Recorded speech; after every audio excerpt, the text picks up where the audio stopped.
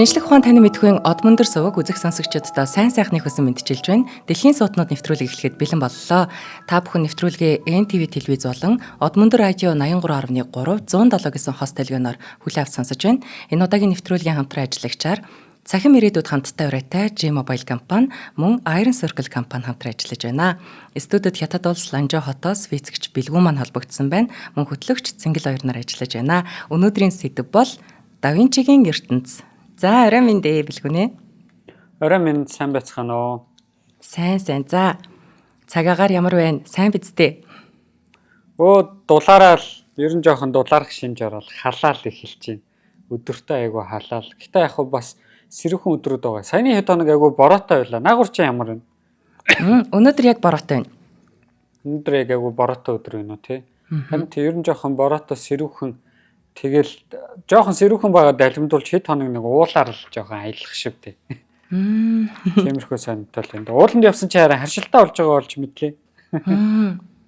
Гүй бас нэр амар халуун өдөр уулаар явал дэмий юм да. Харшилтаа болж байна. Харин тэг ерөөсөө нөгөө ургамлын харшил энтертэй болж үзээгүй. Ер нь ямар нэгэн харшилтаа байж үзээгүй ч гинт харшилчаагүй сони юм биш нөгөө алхаа явж исэн чи нүднээс нулимс гараад байхгүй юу? Гайхаад яг би одоо ингээдлээ их ном хараад байгаа билүү ч гэж бодож байгаа. Тэгсэн чинь зүгээр нөгөө нэх амар байнгын ном хараад байгаа да биш. Харчлаас болоод нүднээс нулимс гараад. Тэгээ яг ямар ургамал ямар модын гэдгийг нь олж мдээгүй л юм. Ямар ч сан дараа дахиж гарч агаад аль мод ямар ургамлаас гэдгийг нэг олж мэдэн дээ. Тэгэхгүй бол харшилч айгу аюултай юм шиг байгаа юм. Хүн чинь нөгөө мэдхгүй байж агаад харшлаас болоод явчтай юм л шүү дээ. Яг үнэ. Тэгээ нэг харшил чинь ганц дангаараа байдгүй юм шиг байгаа ингээл хөгжөөл ургамлын тоосны яасан ийсэн гээл хөгжөөд идэг гэсэн бас. Харин тийм одоо нэг юм харшлаас айдаг л юм яхан. Нөгөө найзуудаа харшилтаа гэхээр гайхаад ойлгодог байсан чи одоо яг ойлгож эхэлж явах шиг байна. Яана. Тэгээд энэ нөгөө нэг бас юу юм шиг байгаа маа. Ингээ хараад тахаар харшил ерөнхийдөө хоёр янзаар бий болтой юм шүү. Нэг нь ингээд ямар нэгэн одоо жишээ нь ургамлаас харшилтай хүн байлаа гэхэд тухайн ургамлтаа ямар нэгэн байдлаар багдаа ч юм уу те том болж явах явцдаа ерөөсөө ингэж харилцан үйлчлэлт ороогүй. Тэгээд гинт шин тэр ургамлтай харилцан үйлчлэлт оронгууд биенийх нь дархлаан тэрийг эсэргүүцдэг юм шүү. Тэгээ харшлын механизмууд бий болж эхэлдэг. Нөгөөх нь болохоор хид их хэмжээнд харилцан үйлчлэлт орчхоор тийм хит ойр байснаас болоод биеийн тэнцээ бас харшил үүсгэж эхэлдэг. Спект яг үнэ худлааг нь мэдэхгүй л. Манай нөгөө эмчлэг хэлэх бах та тийм. Яг хөө тэгж бас яриад лээдэг юм байлээ. Би яг нарийн судалж амжааг болох. Ямар ч үсэн тэгээ харшилтаа болж байгаа юм мэдсэн. За тэр харшилчих уу. За өнөөдөр хоёулаа Да Винчи. Да Винчигийн ертөнц. Да Винчигийн тухай ярина. Тэгэхээр яг хөө Да Винчигийн тухай ярихаас өмнө нэг их гоё түүх байдгийн. Тэр нь юу вэ гэхээр хоёулагийн Ричард Файмантай холбоотой. Ричард Файманы тухай хоёр бүлэг, хоёр партуугаар хоёулаа хийжсэн тий. Тэр Ричард Файман залуудаа яг Нобелийн шагнал энтер авцсан байсан. Тэгээд яг залуудаа биш л юм да. Нобелийн шагнал авцсан 40 гарцсан явжсэн. Тэгээд нэг юм үдшилэг дээр өргөцсөн байгаа байхгүй юу? Одоо дийнер маягийн тий босоо хүлээ авалтан дээр өргөцсөн байна.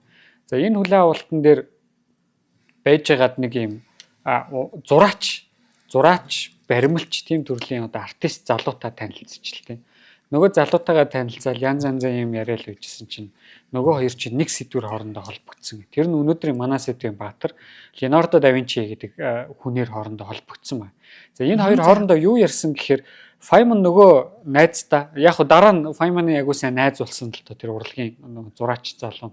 Юу гэж ярьсан гэхээр ерөөсөө ингээд 2000 жилийн түүхэнд тий сүүлийн 2000 жилийн түүхэнд хүн төрөлхтний түүхэнд урлагч хийдэг тэгээд бас ингээд шинжлэх ухаан хийдэг ерөөс юм ганц л хүн төрсөн юм байна.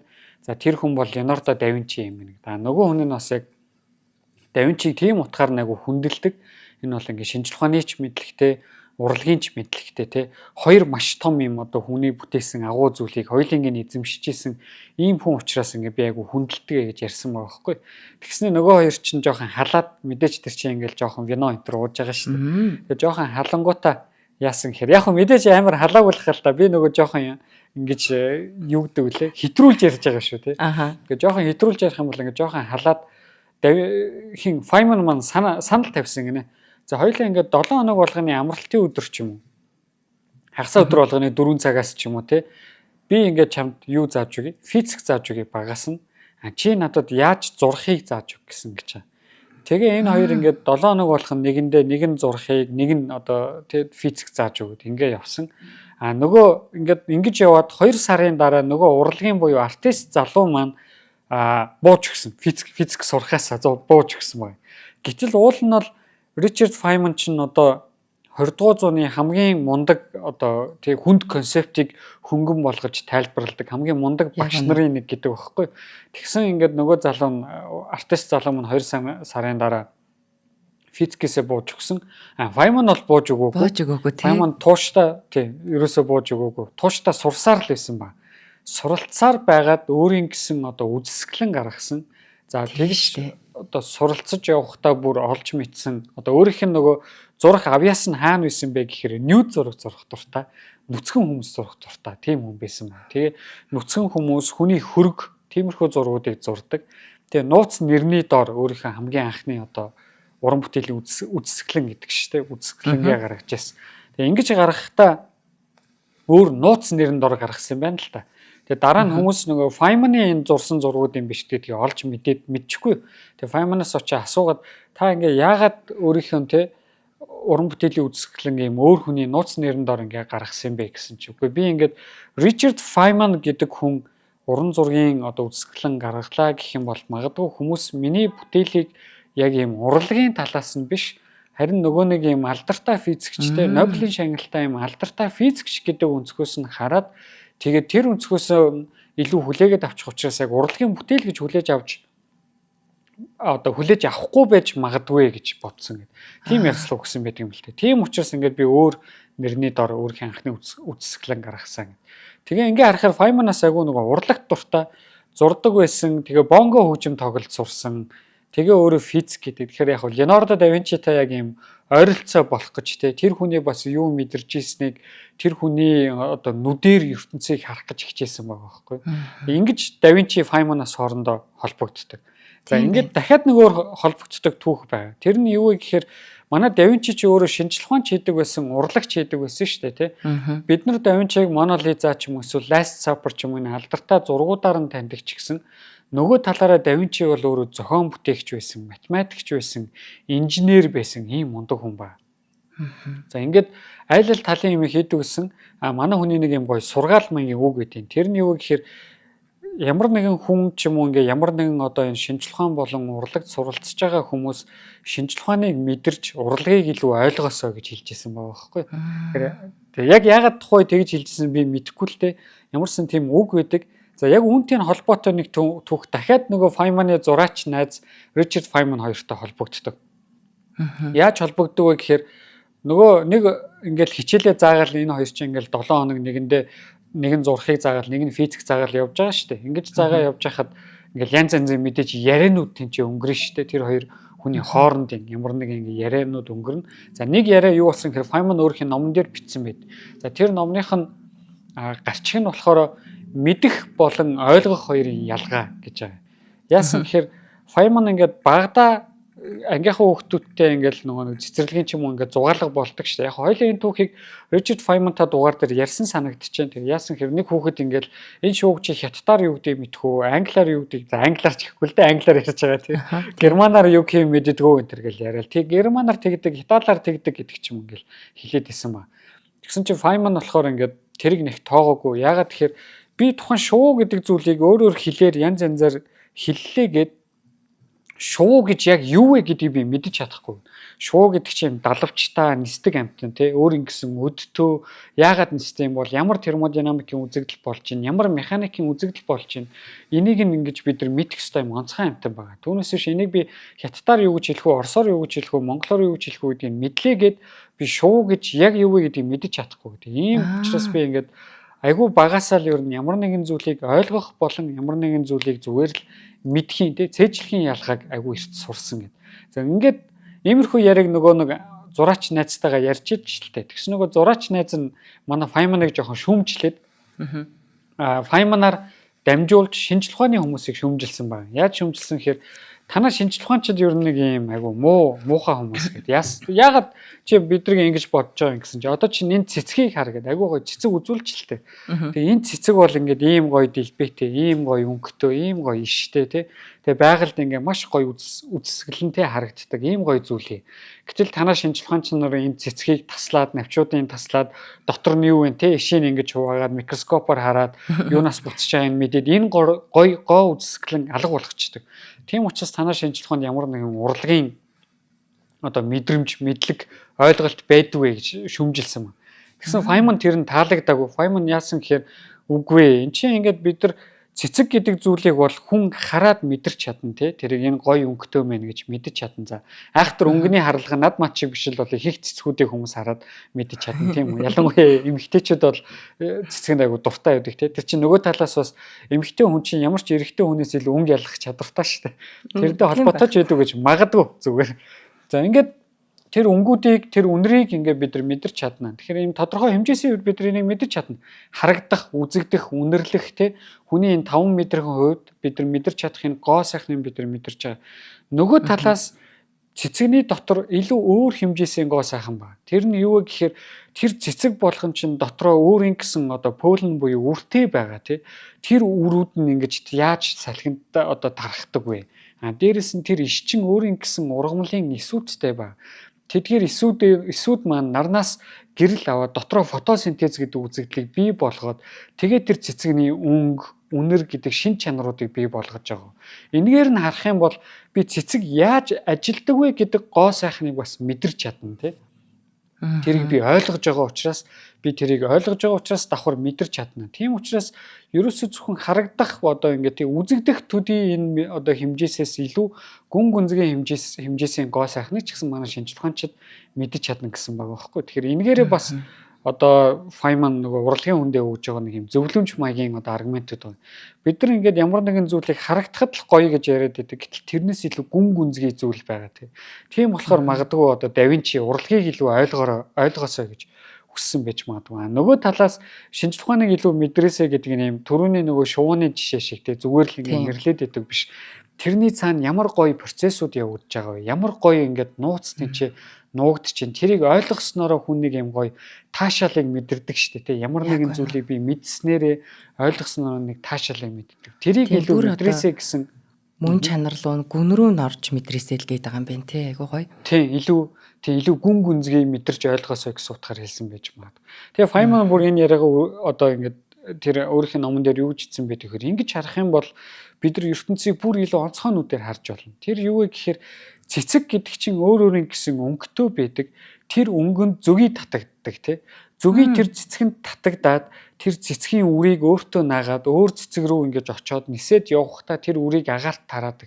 Тэгж цэцэг одоо ингээ үрждэг байгаа тийм үү. Цэцэг бол тэгж үрждэг. Гэтэл зүгий татагдахын тулд цэцэг өөрийн гэсэн онцгой гой хурц өнгүүттэй болж хувирдаг. Шар ногоон ч юм, улаан ч юм. Эдгээр өнгүүдийг зүгий харж чадж байгаа байхгүй. Нэг гэсэн тэдэрт очиж татагдчихээн гэдэг чинь тий. Зүгийг би ингээл жоохон ойлгоснороо зүгийн юу гэдгийг би ойлгоснороо зүгийн магадгүй өнгө мэдэрдэм байх гэдэг одоо тий бодол миний дотор төрж байгаа байхгүй. Тэгэхээр энэ чинь айгүй гайхамшигтай байна. Магадгүй зүгийн өнгө мэдэрдэг учраас одоо ингээд зуны халуунд юм шар өнгөтэй ч юм уу ингээд улаан өнгөтэй хурц тод өнгөтэй фотолк өмсөө явахаар зүгийн ингээд ойртдог шүү дээ тий. Хэдгэн төрлийн амьтад ойртоод идэг шүү дээ. Тэгэхээр тийм учраас тэр амьтад чи өнгө ялгаж байгаа байхгүй. Тэр амьтад өнгө ялгана гэдэг чинь магадгүй зүгийн Ван Гогийн зургийг хараад ч юм уу тий Да Винчигийн зургийг хараад ч юм уу бидний авдаг мэдрэмжийг тийч авдаг гэж магадгүй л байгаа байхгүй тий. Тэгэхээр ийм илүү гоё зүйлийг бид нар мэдрэх боломжтой болчихж байгаа. За зүгийн дээрээс нь зүгээр нэмээд хэлэхэд үнэхээр гайхамшигтай амьтан. Тэгээ зүгийн байхгүй болох юм бол хүн хоромхон зур байхгүй болно. Дээрээс нь зүгийн бол өөрийн гэсэн хилтэй амьтан. Бас айгүй ардчилсан үзэлтэй амьтан. За энэ зүгийний тухай одоо зүгийн яаж амьдардаг вэ? Зүгийний хил гэж юу вэ гэдэг энэ тухай бол манай од мөндрийн хид хідэн дугаарууд байгаа. Тэгэхээр манай сонсогч нар тэдгээр дугааруудыг илүү дэлгэрэнгүй сонсороо. Тэгэхээр ийм одоо бид нар шинжлэх ухааныг илүү мэдэрснээрээ буюу ойлгож байгаа зүйлээ те би илүү гүн гүнзгий ойлгоод эхлэх юм бол илүү гоё мэдэрнэ. Тэгэх юм бол ингээд саяны зөвгөний жишээ шиг илүү гоё ертөнцийг таньж мэдж байгаа. Нөгөө талаас зөвхөн урлагийн одоо үзэгдэх маягийн тийм зүйл ярихгүйгээр би тэрийг гүн гүнзгийд нь бас дахиад ойлгоод эхлэх юм бол дахиад цоошин ертөнцийг би тийж нээж эхэлж байгаа байхгүй тий. Тийм болохоор магадгүй Да Винчи маань тэр үгийг хэлсэн байж магадгүй. А нөгөө талаас энэ хүмүүс маань өөрөө артист, математикч, зохион бүтээгч, инженер тий барыг хийж чадахгүй юм байхгүй ийм агуу гайхамшигтай авьяастай хүн байсан учраас энэ өөр одоо шал өөр хоёр ертөнцийг нэг биеийн дотор ингэж цогцлоогоо тэрийг мэдэрч исэн ийм гайхамшигтай хүн байсан байна. За хоёлаа эхний хамтран ажиллагчаа танилцуулчаад тэгээд Да Винчигийн шинжлэх ухаанд юу оруулсан одоо ямар хөв нэмэр оруулсан тухай яриагаар үргэлжлүүлэх үү? За тэгээ. За өнөөдрийн дэлхийн сотнууд нэвтрүүлгийн маань хамтран ажиллагчаар цахим ирээдүйд хамттай уриатаагаар G-Mobile компани маань хамтран ажиллаж байна. За G-Mobile-ийн зүгээс одоо хязгааргүй хэрэглээ 24К урамшуулал гэсэн дайын зарлаад байна. G-Mobile-ийн дараа төлбөрт үйлчилгээ шинжлэгдээд одоо хэрэглээний хязгааргүй багцуудтай болсон. Бүр хязгааргүй багцууд шүү. За энэ нь дата хязгааргүй ашиглах, бүх сүлжээнд хязгааргүй ярих хэрэгтэй. Дараа төлбөрт үйлчилгээний багцуудын сонголттой байна. За бидний хувьд бол дата хязгааргүй байна. Дээрээс нь бүх сүлжээнд үнгүй ярина гэдэг бол одоо ингээд цэнгэлийн манлай төрнөл гэсэн үг юм та гэж. Харин тий. Дараа төлбөрт үйлчилгээ шинжлэгдсэнтэй холбогдуулан хязгааргүй хэрэглээний багц дээрээс нь одоо нэмээд урамшуул зарласан. За энэ урамшууллаар бол хязгааргүй дата хэрэглээтэй бүх сүлжээнд хязгааргүй яриа хийх одоо 40,000 төгрөгийн багцын 3 сарын турш сар бүр 24,000 төгрөг төлөөд хэрэглэнэ. Өмнө нь бол одоо энэ хязгааргүй багц нь 40,000 байсан бол одоо та 24,000 төгрөгөөр хязгааргүй хэрэглээг авах нь байна. За энэ урамшуулал та яаж хамрагдах вэ гэвэл шинэ хэрэглэгч болно. За мэдээж. Тэгээ урьдчилан төлбөрт үйлчилгээ нээсээ одоо шилжээд та дараа төлбөрт үйлчилгээ рүү 24,000-ын тэр үйлчилгээ рүү шилжинэ. Одоо багцаа ахиулж байна гэсэн үг. За тэгэл ерөөсөө энэ үйлчилгээнд хамрагдчихж байгаа. Хэрхэн авах уу гэвэл мэдээж одоо My G-Mobile аппликейшнаар одоо нэвтрэн үйлчилгээнд нь одоо нэвтэрч шинэ хэрэглэгч болж байна. За эсвэл G-Mobile цэг имэн одоо сайтаас нь үйлчилгээг нь авч болж байна. Үйлчилгээний салбаруудаар үйлчлүүлж болж байна. За эсвэл одоо бүр CU хаасайг байгаа. CU-гийн бүх салбраас ECCM аваад дугаараа үүсгэн авах боломжтой. Зарагддсан байлээ шүү дээ одоо CU-гийн бүх салбарт. За урамшууллын яг энэ багцад хамрагдах хугацаа бол урамшуул нь 6 сарын 25 оны 6 сарын 31 дуустал үргэлжилж байна. За илүү дэлгэрэнгүй мэдээлэл авахыг хүсвэл та My G-Mobile аппликейшн болон G-Mobile цэгийн мэн вебсайтаас авна. За бас G-Mobile Facebook пэйж хуудаснаас нь авч болж байна. 98 10 36 утасны дугаараар нь холбогдож болж байна. Тэгэхээр миний багцлаа одоо ямар өөрийн телефоны одоо хэрэглэгч гэдгээ хэлээд яах вэ? Гэхдээ G-Mobile бол биш. Гэхдээ би дата маш одоо бага датагаа байн нэмж авдаг. Тэгсэн мөртлөө одоо яг хязгааргүй ярьдаг. Хэрнээ 24,000 гэдэг бол надад бүр ийм төлбөр гарч болно гэж үдэ гэмээр санагдчихж байгаа учраас би бол одоо шилжихийг хүсэж байна. За өөрийнхөө үйлчилгээг одоо давхар одоо G-Mobile-ийн симтэйч байдаг юм уу те тэр маягаар би бас хэрэглээндээ хэмнэлт гаргая гэж бодож байна. Энэ ч тэгээ айгуу гоё юм биш үү? Юу вэ? 40,000 чинь 3 сар хэрэглэхээр 120,000 төгрөг үү те? Одоо бүр 24,000 болчихж байгаа байхгүй юу билгүнээ? Тийм 24,000-д хуваахар чинь би өмнө нь 3 сар хэрэглэх байсан төлбөрөөр 5 сар хэрэглэх нь шүү дээ. Чи бараг хагас жил хэрэглэж чинь. Тэгснэ хамгийн гол нь нөгөө нэг ерөөсөө хэрэглээ хязгааргүй гэдэг чинь аимшигтай том даваа тал байна л да. Одоо тэгэл ер нь интернет байхгүй бол тэгэл хаач явж чадахгүй шүү дээ тий. Тийм шүү дээ. Чи тэр яаж нэвтрүүлгээ хийх вэ? Харин тийм яаж нэвтрүүлгээ хийх үү? Дээрэс нь ерөөсөө интернет байхгүй бол од мөндрийг сонсох боломжгүй болчихно. Тийм болохоор энэ бол үнэхээр гоё боломж юм. Тэгээ G-Mobile агуу гоё юм. Би ер нь G-Mobile-ийн нэг дугаартай бараг энэ чинь 2010 оноос хойш хэрэгжилж байна гэхээр 15 жил болчихж байгаа юм уу та. Тэгээ яг нэг тэр дугаараа юунд хэрэгэлдэг вэ гэхээр яг юм интернет багцанд нь хэрэгэлдэг байхгүй. G-Mobile бол анхнаасаа л ер нь агуу өндөр хурдны интернетийг хамгийн хямд үнээр оруулж ирдэг байсан. Тэгээ одоо ч гэсэн ингээд тэр үйлчилгээгээ бид нар төгсөн хэвээрээ л байна. Ерөөсө G-Mobile-ийн интернетийн хамгийн гоё давуу тал бол айгүй өндөр хурдтай. Дээрэс нь дата дуусна гэж санаа зовлтгүй. Би бүр ингэдэг заяа. Одоо нөгөө хуучин чинь те YouTube энтер ингээд сонсоол явах юм бол дата чинь дороогүй шүү дээ ерөөсөө тий. Өнөөдөр яг өөр янз янзын аппликейшнууд байгаа л бид нар дууг ингээд өөр аппликейшнуудаас сонсдог болцсон. Гэтэ би нөгөө нэг YouTube-ээс сонсчдаг залхуу хүн байсан байхгүй. Тэгэнгүүт ингээд нөгөө G-Mobile-ийн дататайгаа одоо бол бүр ингээд амар болцсон. Шууд ерөөсөө гэрээсээ гарахтаа YouTube руугаа орж дуу сонсон. За ингээд бүр ингээд лайв тоглолт тавьчихдаг заяа. Тэгэл тэрийгээ ингээ үзээ явж яадаг. Тэгээд ингээ бараг өдөр болох ингээ би нөгөө дуу сонсохгүй байж чаддгүй. Байнгын жихвч зүүдэг. Байнгын нөгөө хөгжим сонсдог хүн чинь. Тэгээ ингээл өдөржин бараг өдрийн 24 цагийн 16-ад нь хөгжим сонсож байгаа шүү дээ. Тэгээ ингээд бүтэн сар болсны дараа датагаа харахад л дахиад хэдэн сар хэрэглэчихээр дата үлдсэн байдаг гэсэн. Тэгээ дээрэс нэг ч юм гацалт байхгүй. Ямар нэг юм санаа зовлт байхгүй. За ингээ найз нөхдөдөө гадаадд байдаг ч юм уу найз нөхдөдөө уцаар ярихад нөгөө юм гацаж мацдаг штэ тий. Тиймэрхүү юмэрээсээ гардгүй байсан. За одоо хэрэглээ хязгааргүй гэчихэр бол бүр амар л юм байна. Ердөөсөө би бол бүр байнгын Монголд одоо ингээл очиж байнгын хөгжмөл сонсоол явах юм байна л да. За ивент баярлалаа. Яг үнэ баярлалаа. За манай Да Винчигийн шинжлэх ухаанд гаргасан нээлтүүд би бас энийг мэддэггүй одоо сайхан уран бүтээл зураг за бас нэг бичиж үлдээсэн афоризм тэгээд нэг юм зүудний тайлал шиг бичвэрүүд гэдэг шүлэг энтрээр нь би мэддэг байсан. Тэгээд шинжлэх ухаан талаас нь бол одоо яг анх удаа сонсгож байна. Тийм манай Да Винчи чараа хүмүүс нэг Да Винчигийн хамгийн түрүүнд толгоонд нь ордог Мона Лиза гэл. Мона Лиза тэгээд Last Supper хоёр юм шүү. Тэгээ ер нь мэдээч тийм урлагийн агуу том хүн байсан л та. Энд чинь сэргэн мандалтын үеийн хамгийн том дөрвөн одоо төлөөлөгчтэй нэг штэ тий. Да Винчи, Рафаэлло, Микеланжело за дөрөвтг нь хэн блэ? Нөгөө дөрвөн манай Мэлхийн нинжагийн нэр штэ уулна л.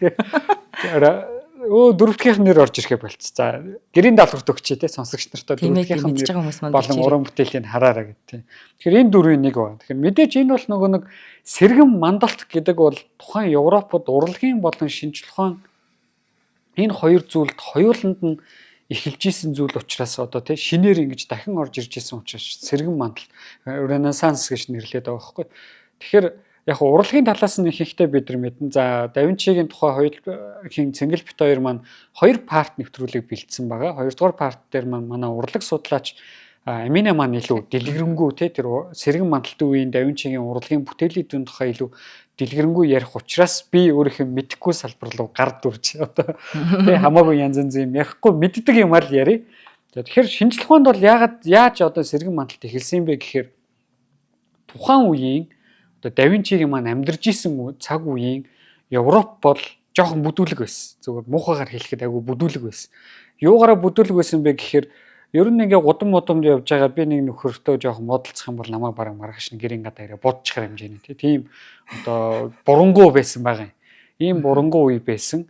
Хүмүүс бол одоо маш их юм шашинлаг за дээрээс нь шашин бол өөрөө бүр хитрхи хэмжээнд бохирдоод коррупцод болно гэдэг шүү дээ тий.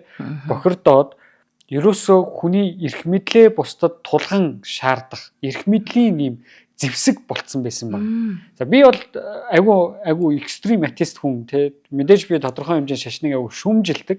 Гэхдээ ихэнх шашны шүүмжлэлүүд маань тухайн шашны төлөөлөгч болж байгаа хүмүүсээс болоод идэг байхгүй. Уул нь бол шашныг хоёлаа ерөнхийд нь харах юм бол одоо Буддагийн дугаар дээр ч ярьсан тэрнээс хойш хэд удаа ярьсан. Энэ бол ерөөсөө хүмүүсээ хэдүүлээ эвтэй баялдал гэдэг юм анх ярьж гарч ирсэн баг. За түүнээс хойш янзаар ингээд өөрчлөгдөөд за өнөөдөр бол бид нар шашнаас болж дайн хийдэг болтлоо ингэж өөрчлөгдсөн те. Тэгэхээр тэр хэмжээнд бохирдуулж байгаа хүмүүс гэдэг бас нэг юм асуудал байна. Муу хүмүүс угаасаа үргэлж байдаг те. Ямар ч цаг үед муу хүмүүс төрж идэг. Тэр ийм хэмжээнд бохирдсон. Тэгээ ерөөсөө энэ бохирдол нь бараг 1600 он дуустал тэнцээ байсан шүү дээ. Тэгэхээр энэ бохирдлыг зарим хүмүүс ингээ анзаараад эхэлсэн байсан маа. Мөн ингээд мухар сүсэг айгүй өндөр болцсон. Ерөөсөө л одоо яг хөө зарим тохиолдолд хатуугаар ингээ харах юм бол манай Монголын зарим кейстэй төстэй л тоо ингээд бид нар ч айгүй мухар сүсгтэй хүмүүс шүү дээ. Хүүхэд нь нэг юм 3-аас дээш хоног орой уулхан ингээд одоо нөгөө няра хүүхэд шүү дээ. Дөнгөж төрсөн хүүхэд ингээд ойлоод ангууд нь ширгэлдэг те их сонин гэ. Тэр одоо хүүхдийн ойлгохтой ширгэлэх яаж холбогдоод байгаа бол их сонин. Тэгснэ ширгэлээ зүгээр олж болоо доо. Тийм учир шалтгааны холбоо байхгүй. Дээрээс нь хүн бол өөрөө баястай амт учраас тэр учир шалтгааны холбоо байна гэж хараад байдаг. Яг туршилт их юм бол байхгүй. Тэрний оронд хүүхдэд эмнэлэгт үзүүлэх хэрэгтэй. Яагаад тэгэхээр хүүхэд чи хэлж чадахгүй. Хүүхэд нь одоо ингэ төсөөлөх хэрэгтэй байхгүй. Бид нар өдөржингөө хэвтчихэд нурууны одоо яснууд яаж чилдэг вүлээ те тэнцээ. Тэр шиг тэр хүүхэд чинь босоод алхаж чадахгүй юм чинь нурууны булчингууд тэнд чил. За дээрээс нь хоолой нь өвдөж ивэл, чихэн өвдөж ивэл, шүд нь өвдөж ивэл те ам нь өвдөж ивэл ямар нэгэн хэсэг нь өвдөж ивэл хүүхэд хэлж чадахгүй учраас хэлэх ганц арга нь юу юм? Уйлжил тарна штэ. Тэгэхээр эмнэлэгт үзүүлэх хэрэгтэй. Тэгэхээр одоо иймэрхүү маягийн одоо энийг яг хөө бид нар ингээд домондог буюу тийм уламжлалт юм гэж байгаа. Гэтэ уламжлалт түүхээ бид нар бас шинжлэх ухааны ойлголттойгоо нийлүүлээд хөгжих хэрэгтэй л те уул нь бол урагшаага алах хэрэгтэй. Тэгэхээр тухайн үеийн одоо 14 15 дугаар зууны Европ бол ийм л байсан. Амар мухар сүсгтэй. Бүр яадаг гэсэн гэхээр одоо дэлхийд дээр маш ховор ген үүдэг. Цэнхэр үстэй нүдтэй улаан үстэй хүн төрдөг ч юм уу тий. Жинжер гэж хэлдэг штэ. Ийм хүмүүс төрөнгөт наваач шатаага ичдэг. Шууд чөтгөр төрчлөө гэд нөгөөт хүн зүгээр хүнэл төрж байгаа тий. Өнөөдөр ингэх юм бол баларна үстэй тий. Юу яриад байна гэж штэ тий. Тийм бас дээрэс нэг альбино хүн гэж байдаг штэ. Төрөлхийн генетикийн онцлогийн улмаас болоод цав цагаан хөмсөг нүртэл цагаан. Мөн үү? Хөмсөг үс тийм биеийн бүх үснүүд нь цагаан байдаг. За энэ хүмүүс чинь өөрөө нүдэнд нь тодорхой одоо өнгө ялгах одоо нүдний конус эснүүд байдгүй учраас хурц гэрлийг харахад хүртэл хэцүү байдаг ийм хүмүүс. Ийм хүмүүсийг одоо чинь зарим Монгол зарим одоо газар яг арайч тэмчлэх жоохон гадуурхтай юм шиг байна. Гэтэл тэр үед бол бас альбино хүмүүсийг ерөөсөө шууд сатаны хөөхд төрлөө гэл төрөнгөт нь яадаг. Одоо тий байхгүй болгочдөг. Ийм амар хатуу ийм бурангуй юу байсан байхгүй. Тэгэхээр Да Винчи бол ийм одоо бурангуй үед төрсөн төрөхтэй их онцгой төрсөн хүн ба. Яаж онцгой төрсөн бэ гэхээр манай хүний ээж нь их залуухан байсан. За энэ дээр ийм хит хитэн түүх байдаг юм. Нэг нь би ингээ багадаа уншижсэн түүх. Энэ түүх дээр яадаг гэхээр Да Винчигийн ээж 14-тэй байсан гэсэн юм одоо таамаг байдаг. Хүүхдээ төрүүлэхдээ жоохон хүүхд байгаа өстэй тий. Тийм хүүхдээ төрүүлэхдээ жоохон хүүхд байгаа байхгүй юу? 14-тэй байсан 14-тэй Баян айлын зарц хүүхэн байсан байна. За ерөөсөө л нөгөө нэг тэр айлын хамаг хар бор ажлыг хийдэг те шалгуугадаг. Тэгэл ингээл янз янз юм бэлдэж өгдөг. За энэ айл нь их баян одоо орчин үеийнхээр бол ийм санхүүч хүмүүс исэн байгаа байхгүй. Тэгээ энэ айлын хүүн тэр зарцтайгаа одоо уулздаг одоо тий гэр бүлээс гадуур харилцаанд ордог ийм хүү байж л дээ. Тэгээд нөгөө зарцаа жирэмсэн болгоцсон. Тэгээд ингээд Да Винчи төрсөн. За Да Винчи төрснийг бол ерөөсөө тухайн ойр хавийн газар нутгийн бүх хүмүүсээс нуусан. За энийг бас нэрнээс нь харж болно. Манай Да Винчи чинь овоггүй гэдэг шүү дээ. Тий, овог байхгүй. Одоо би чи ингээ баяр сайхны бэлгүүн гэдэг ч юм уу тий. Им бид нар чи юм овогтой байдаг. Гэтэл Да Винчигийн Леонардо гэдэг нь бол өөрийнх нь нэр. Да Винчи гэдэг бол манай хүн маань 1452 оны 4 сарын 15-ны өдөр. За манай нэг найз үдгийн яг энэ Да Винчитэй нэг өдөр төрсөн. Тэгээд ингээд өөрийгөө юм Да Винчитэй нэг өдөр төрсөн гайгүй бахархдаг. Одоо Австралид байгаа баха. Ийм манай найз байдаг. Винчи тосгонд төрсөн шүү дээ тий. Тийм, Винчи тосгонд төрсөн байхгүй. Тэгээд Италиар Да Винчи гэдэг нь өөрөө Leonardo of Vinci гэсэн үг байхгүй. Нэгсэн Винчигийн Leonardo л гэдэг нь тий. Винчигээс ирсэн Leonardo гэдэг хүн л гэсэн утгатай. За энэ нөгөө нэг энэ Винчид одоогийн тухайн үеийн Винчи тосгон нь манай энэ нөгөө профессорын одоо Багдад амьдарч исэн газартай их ойрхон байт юм л. Тийм Да Винчигийн гэр мэр бэдинг гэсэн. Тэгээ ийм газар одоо ийм газар төрсөн ийм хүн учраас нэрийг шууд орчуулах юм бол Винчигийн Leonardo гэсэн утгатай бутаж хүүхдтэй байна. Тэ? Тийм нөгөө нэг албан ёсны харилцаагаас гадуур төрсэн ийм бутаж хүүхд. Ийм хүүхд төрсөн. Тэгээ яг хөө саяных болохоор ихтэй нэг онлонч гэжтэй таамаг л та. Би зүгээр бүр багадаа уншижсэн. Одоо үед бол яадаг вэхээр ямар ч байсан 14-өөс 18 нас орчмын тийм эмэгтэйгээс төрсөн бутаж хүүхд байсан үнэн мөн одоо formal education буюу 10 жилийн боловсрол эзэмшээгүй тийм хүүхд байсан гэж байна. Тэгээ ийм учраас одоо бас нөгөө боловсрол эзэмшээгүй шалтгаан нь ерөөсөө тэр гэр бүлээс болж байгаа байхгүй нэг албан ёсны хүүхэд нь биш учраас ийм асуудлуудад өссөн ийм хүүхэд. За яг энэ бага насныхын тухай бас өөр баримтууд нэг юм дэлгэрэнгүй байдгүй юм байлээ л те. За ингээл ерөөсөө нөгөө насан турсан Да Винчи болж байгаа. Тэгэхээр насан турсан Да Винчи бол айгүй олон зүйлийг хийж явсан. Нэг нь бол нөгөө урлагийн те айгүй том зүйлүүдийг ингээд суралцаж явж байгаа. Нөгөө тал нь нөгөө хүний ертөнцийг одоо ойлгохыг хичээж байгаа тэр танин мэдэх хүн хүсэл байна. Тэгэхээр хоёул хоёр дахь хамтран ажиллагчаа танилцуулаад тэгээд манай Да Винчи маань Да Винчигийн нүдээр ертөнцийг харах гэж үзье те. За тэгээ. За нэвтрүүлгийн дараагийн хамтран ажиллагчаар Iron Circle компани хамтран ажиллаж байна. За эднийх маань биднэрт бол одоо формалдегийн дагуулаагүй ENF стандартын хавтан худалдааг санал болгож байгаа. За формалдегид гэдгийг бол бид нар мэдээд байгаа. Одоо шатамтгай, эрүүл мэндэд хортой, за астмтай хүний шинж тэмдгийг нэмэгдүүлдэг. Ялангуяа одоо хүүхдүүдэд хамгийн хортой нь хамар хоолой өвчлөл үүсгэн хавдартай ч болох магадлалтай хорт байдас гэдээ бид нар жоох айдстайгаар мэддэг. За тэгвэл эрүүл хавтангийн шинэ стандарт ENF нь хамгийн сүүлийн үеийн технологиор хийсэн одоогийн байдлаар болохоор эрүүл хавтан гэдэг нэр алдрыг хүртэх хэрэгтэй ийм хавтан байгаад байгаа. За ENF стандартын хавтан одоо авчих юм бол хамгийн эрүүл хавтангаар гэр бүл үр хүүхдүүдийн эрүүл мэндийг хамгаалсан гэдэгтээ та итгэлтэй байж болно. Энэ хавтангийн давуу талууд гэж байна. За бат бөх мад гадаргуу бүхий сайн чанарын өнгөлгөөтэй өндөр даралт температурын нөлөөгөөр бэхжүүлсэн болохоор одоо хавтан хэлбэржилтийн хувьд одоо харьцангуй тогтвортой бат бөх. За тэгээд усан сорьд цаваа ашигладаг учраас одоо ижил төрлийн хавтанг бодох юм бол ус чигэнд илүү одоо тэсвэртэй. За хамгийн гоё нь одоо элдв өнөргүй ийм даваа талтай стандартын хавтанг одоо Iron Circle маань бидэнд санал болгож байгаамаа.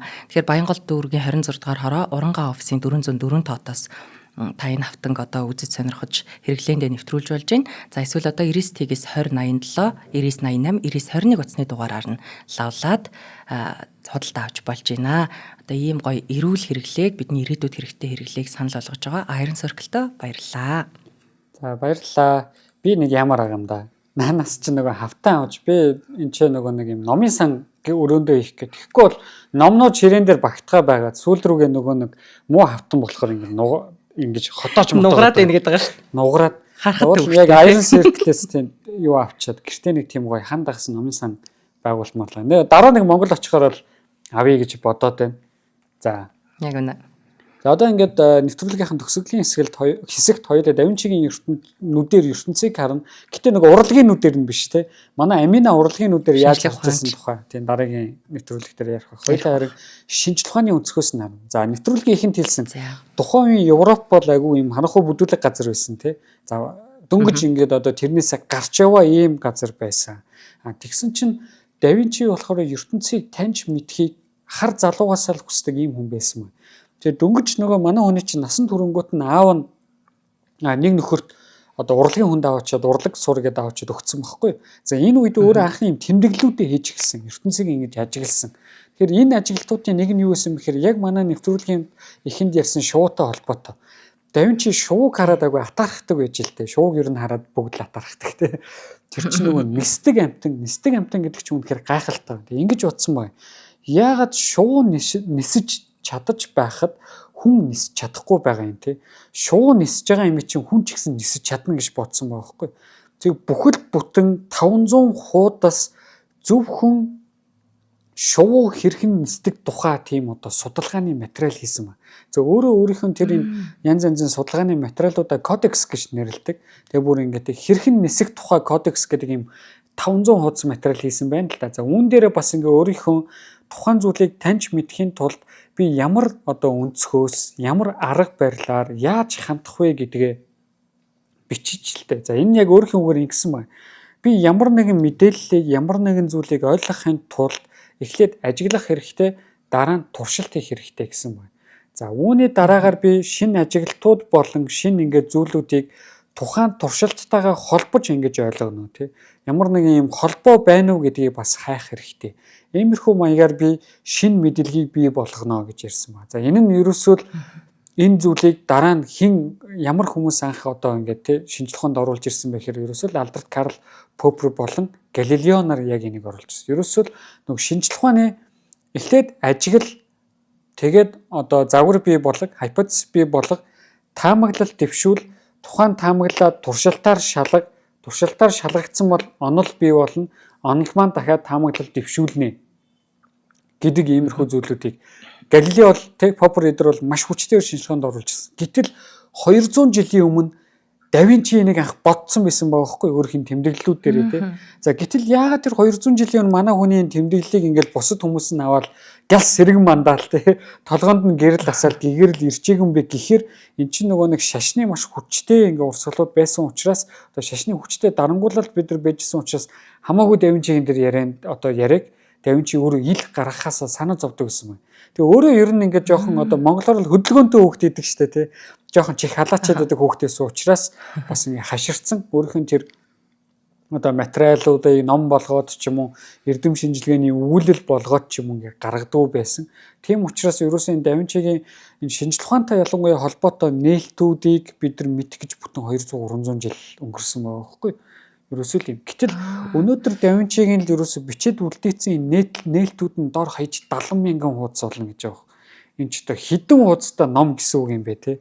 Би саяхан ингээд айгүй ингээ авахыг хүсдэг байсан өөрийнхөө квант орны онолын номыг авсан. Тэр маань ингээ 1000 хуудастай ном багхгүй. Ерөөсөө энэ сэдвийн тухай хамгийн сайн бичигдсэн хамгийн гоё номнуудын нэг.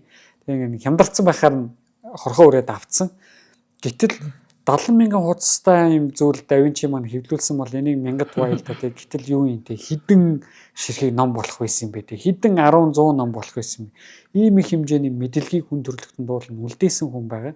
За давхар яагаад бас үүнийгээ ил ингээд гаргаад иж чадахгүй байсан бэ гэхээр манай хүн чи ерөөсөө шашныхны хувьд хийж болохгүй маш том зүйлийг хийсэн. Тэр нь юу вэ гэхээр Да Винчи нийт 30 орчим цогцсон дээр одоо задлан хийсэн. За задлан хийгээд хамгийн анхны зүрх яаж ажилдгийг, дотоод эрхтнүүд яаж ажилдгийг, хүний булчин ямар бүтцтэй юм, хүний яс ямар бүтцтэй юм те энийг ойлгосон хүн. За өөрөө нөгөө гоё зурх авьяастай шүү дээ. Тэгэхээр энэ зурх авьяасаараа бүр ингээ маш нарийн детальтай юмнуудыг зурж бичиж үлдээсэн.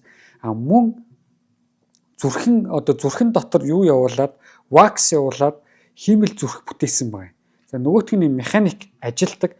Тэрэн дотроо юм шингэн гүйлгээд зүрхний одоо бид нар өнөөдөр мэддэг шүү дээ дөрвөн хавхлаг гэж ярьдаг те ингээ нэгдэж хаагддаг.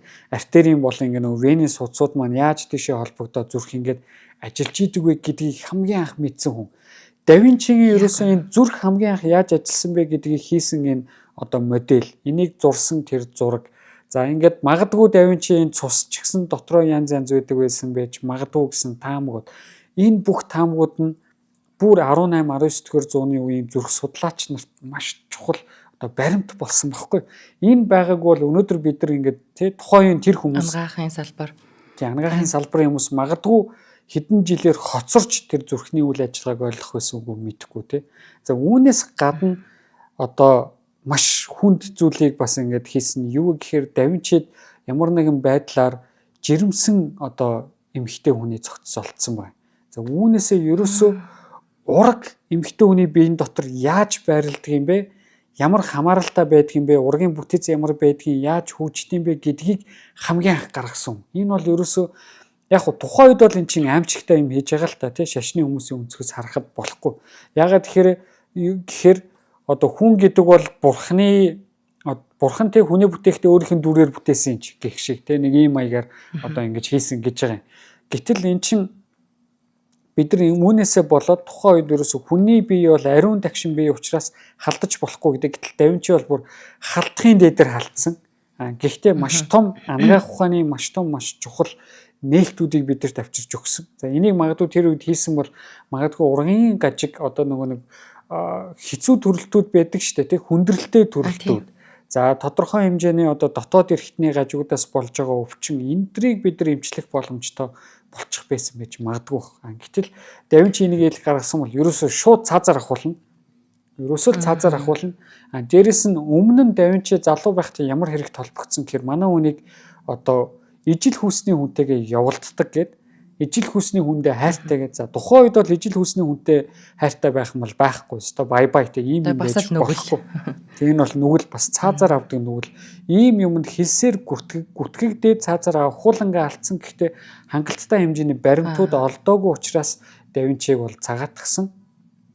Тэ?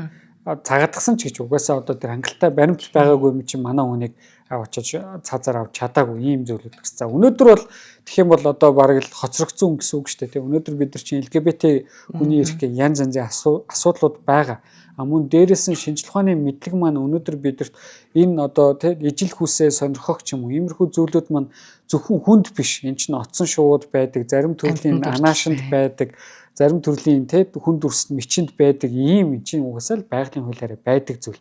За гөрвөл гэдэг амт бол бүр онцгой тий ижил төрлийн гөрвлүүдийг би байлгаадах юм бол нэг гөрвөл нь өөрийнхөө хүүсийг бүр сольж чаддаг. Тэгээд яах нь цаашаа үржилд ордог ийм зүйлүүд бол байгальд угаасаа л байдаг зүйл байхгүй. Тэгэхээр тухайд бол хэцүү байсан.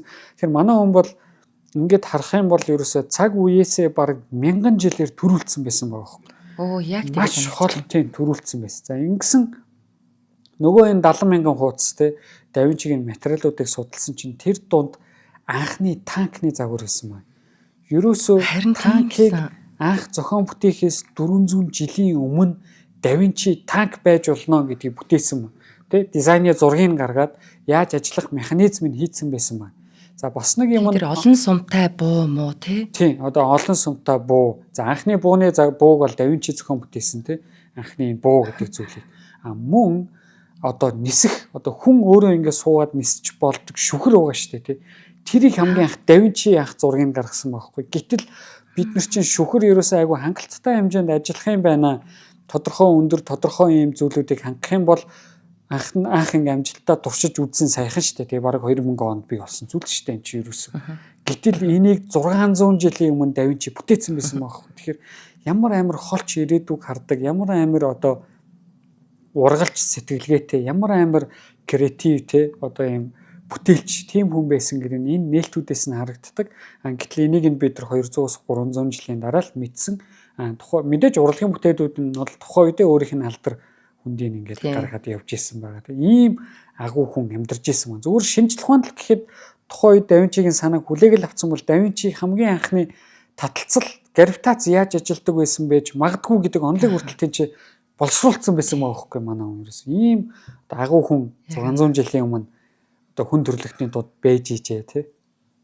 Яг үнэ би бас Да Винчигийн одоо нөгөө анатомийн судалгаа тэр анх одоо тэр хүний биеийн бүтгэц булчин шүрмэстэй эргэтнүүдийн наривчлсан зургуудыг бараг одоо буруу санааг бол 500 гаруй тийм зураг зурж үлдээсэн. Одоо анх л одоо бид нарын мэддэг те ингээ булчин шүрмэсний ярьцаага байж идэг тэр зургийг зурж исэн гэхээр энэ хүн юмд их тийм маш нягт хандсан байгаа. Дээрээс нь одоо гэр бүл зохиож үзээгүй хайр дурлалын амьдрал байгаагүй гэж тэмдэглэгдсэн боловч одоо энэ хүний хэлж үлдээсэн афоризм дунд бол хайргүй амьдрал бол амьдрал биш ээ гэсэн үг хүртэл байдаг.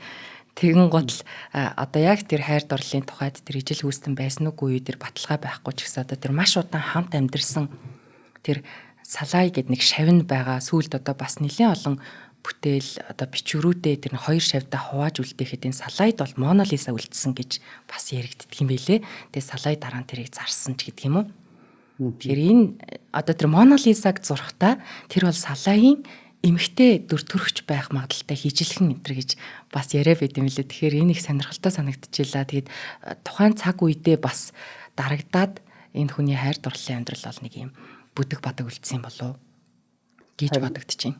Тийм. Тэгээд бас эн чинь нөгөө нэг өөрийнх нь маш их бүтээлүүд тухайн цаг үеийнхэн нөхцөл байдлаас болоод нуудаг байсан учраас бид нар энэ хүний хувийн амьдралыг яг те одоо Ричард Файманы хувийн амьдралыг дэлгэцсэн ном шиг бид нар харж болох шиг тэгэж харах боломжгүй болчихж байгаа. Тэгэхээр маш олон юм нууцыг өөртөө дагуулж исэн бас өөрөө ингээд тэмдэглэлээ нэг анаграмаар бичдэг те талент харж уншиж болдог.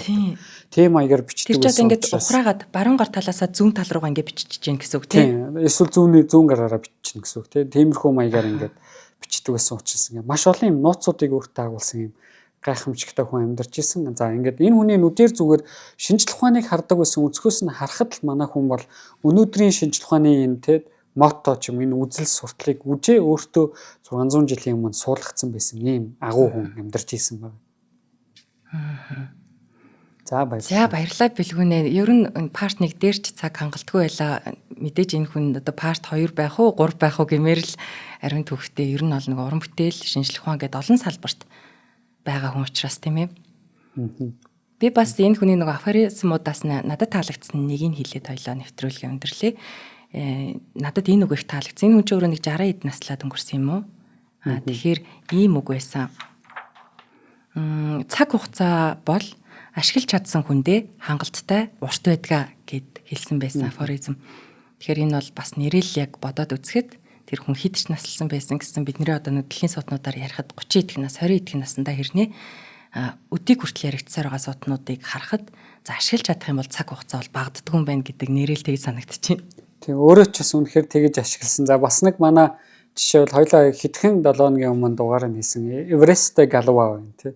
Бас их залуудаа өнгөрсөн ч маш том нээлтүүдийг хийсэн ба. За нэвтрүүлгийн төгсгөлд би нэг юм олсон. Ленардогийн 5 дүрм гэдэг. За энэ болохоор бас би бүр жоохон бахта нэг ном уншиж байхад энэ тухай гарч ирсэн. Тэр яадаг вэ гэхээр эхний ээлжинд Ленардо нэг ийм 5 дүрм баримталдаг байсан. Эхнийх нь юу гэхээр ерөөсөө хин нэгэн хүнтэй харилцахдаа эсвэл ярихдаа бусдтай өөрийгөө илэрхийлэхдээ яаж өөрийгөө зөвөр илэрхийлэх үү гэдгийг үргэлж бодчихъя гэсэн байна тий. How to present yourself гэх тийм ба. За дараагийнх нь үргэлж T shape-д одоо T хэлбэртэй мэдлэгийг бий болгоё. Тэр нь юу гэхээр T үсэг маань ингээд одоо багна нь илүү юм урт шүү дээ тий. Тэр нь юу хэлж байгаа вэ гэхээр ямар нэгэн сабжект буюу одоо сэдвийг сонгож аваад түүнийхэн тухай маш гүнзгий мэдгэж байгаа тийм. Жишээ нь одоо бэлгүн гэдэг хүн физикийн салбараар хөөгөө доктороо хамгаалтлаа одоо ингээд юм гүнзгий мэдлэгтэй бол гэтээ тгийн дээдл маань ингээ өөр хоёр тийш явчихж байгаас тэрний үхээр тэгсэн ч гэсэн бусад салбарын мэдлэгээс тодорхой хэмжээнд өөртөө ингээ суулгаж авах хэрэгтэй гэсэн байгаа байхгүй. За дараагийнх нь өөрийнхөө алдааг хүлээн зөвшөөрж сур гэж байгаа. За энэ нь бол ерөөсөө өнөөдөр бүх шинжлэх ухааны хүмүүс баримталдаг зарчим. Хамгийн түрүүнд алдаагаа алдсан бол алдаагаа хүлээн зөвшөөрнө гэдэг бол хамгийн чухал зүйл. За үүн шинжлэх ухаан бол ерөөсөө алдаагаа хүлээн зөвшөөрсний дараагаас урагшилдаг ийм зүйлүүд байгаа даа. За үүний дараа дөрөвдөх нь юу вэ гэхээр хэрхэн бусдаа зөв харьцах уу, бусдтай хамтарч ажиллах уу гэдгээ үргэлж бодчих. Ерөөсөө үргэлж бусдтай хамтарч, үргэлж бусдтай санаагаа хуваалцчих, бусдын санааг сонсчих гэсэн байна тийм. Үргэлж бусдтай ингэж нийцтэйгээр харилцан хамтарч юм хийчихье гэсэн байна. За энэ дээр бас ингээд зарим одоо эрдэмтэд байдаг шүү дээ. Би ганцаараа л юм хийж гэж яах шиг тий. Тэрийг бол ингээд эсэргүүцэж байгаа. Ер нь бол ямар нэгэн агуу бүтээлүүд, ямар нэгэн одоо бүтээл маань өөрөө урлагийнч бай, шинжлэх ухаанч бай, бусадтай хамтын ажиллагааны үр дүндэл бий болдог. За өнөөдөр бол бас шинжлэх ухаанд цор ганцаараа пейпер бичнэ гэдэг ойлголт бол бараг боломжгүй. Хин хинтээ ямар ажил дээрээ тий хамтарч ажиллах уу гэдэг нь цаашдаа бүгд ингэж хөгжих, шинжлэх ухаан маань бүхэлдээ хөгжих энэ боломжийг бүрдүүлж идэг. За төгсгөлд нь үргэлж perfectionism-аас хол бай гэдэг. Ямар нэгэн зүйлийг хэд төгс болох гэж битгий хичээ гэж байна. Энэ надад айгүй таалагдсан. Бид нар чинь ингээд тодорхой хэмжээнд юм хэд төгс болох гээд хичээгээд байдаг. Дээрэс нь ингээд одоо зарим комментуудыг харж байхад тэг хэд төгсөн биднээс хүсээд байдаг үгүй. Ямар нэгэн зүйл чинь тодорхой хэмжээнд өөтөө алдаатай байж нэгт цаашаа хөгжинэ. Цаашаа явна гэж урагшлна тий. За энэ дээр нэг юм одоо жишээ болгож ярихад ихгүй. Манай ертөнцид өнөөдөр энэ тий дор хаяж 2 тэрлион галактик байгаа энэ ертөнцид энэ Андромеда галактикийн хажуудалд байгаа сүүн зам галактикийн ингээд тий дэлхий дээр бид нар ингээд амьдарч байгаа. Энэ амьдрал ингээд үүсээд од мөндрийг хийгээ сонсогч нартайгаа харилцаа саяхан нэг жилээ ингээд байгуулад ийм гоё одоо бид нар ингээд амьдарч байна гэх юм уу. Дээрэс нь ертөнц ямар гоё үзэсгэлэнтэй вэ гэдгийг бид нар ингээд таньж мэдж байгаа тий. Айгуу гоё харагддаг шүү дээ манай ертөнц. За энэ бол өөрөө алдааны үр дүн.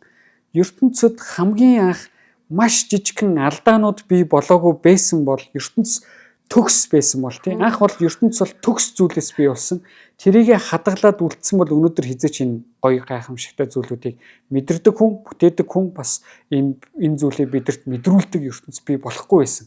Тэгэхээр ерөөсөө алдаатай байна гэдэг бол төрөлхийн зүйл байхгүй. Тэгэхээр алдаагаа бид нар хайрлах хэрэгтэй. Алдаанаасаа мэдээж хүн яах юм суралцаад явна тийм. Тэгэхээр надад ерөөсөө энэ Да Винчигийн perfectionism-аас хол бай тийм. Энийг битгий ийшээ тэмүүлээ гэдэг нь үнэхээр гоё таалагддаг.